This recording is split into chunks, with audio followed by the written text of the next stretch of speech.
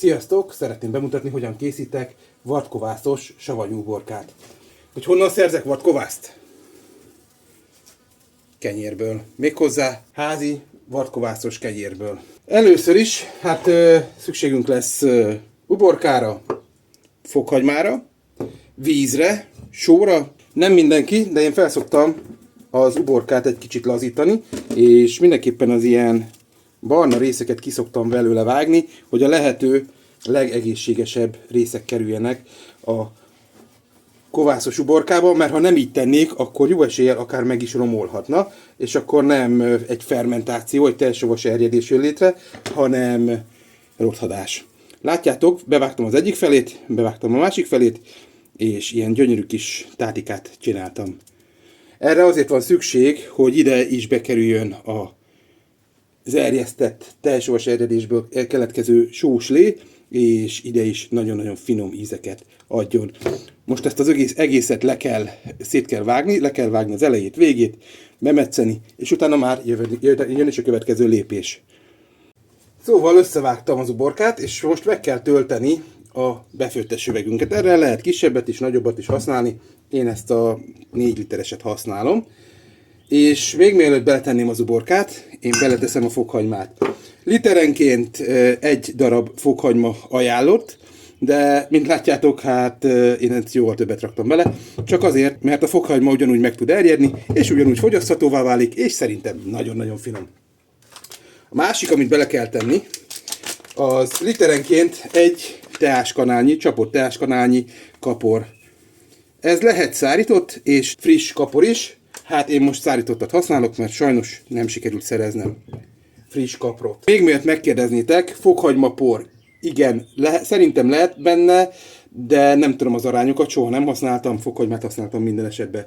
Fokhagymakrém, legyen akár házia vagy bolti, szerintem nem jó, de ezt se próbáltam, mert, mint mondtam, ilyen fokhagyma grizdeket szeretem, és szerintem ez sokkal finomabbá teszi, mint a fokhagymakrém vagy a fokhagymapor, de mint mondtam, mindegyiket se próbáltam, de előfordulhat, hogy az is jó. Most, hogy beletettük a fűszereket, beletesszük az uborkát. Benne van az uborka is. Utána én 3 szeletre vágtam a kenyeret, és így belehelyezem. Próbálom, amennyire lehet teljesen eloszlatni. Látjátok, bent van a kenyér is. És most jön az igazi, úgymond trükk benne, mert fel kell önteni sós vízzel. A titok szerintem abban van, hogy nem mindegy, hogy mennyi sót rakunk bele.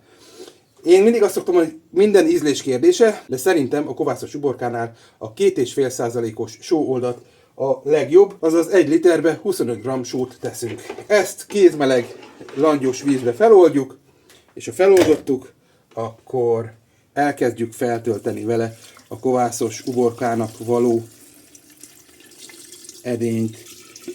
Egy lepje el bőven, látjátok, nem baj, ha följön a kovászos uborkának a kapor, majd az szép lassan újra átnedvesedik, és semmi problémája nem lesz.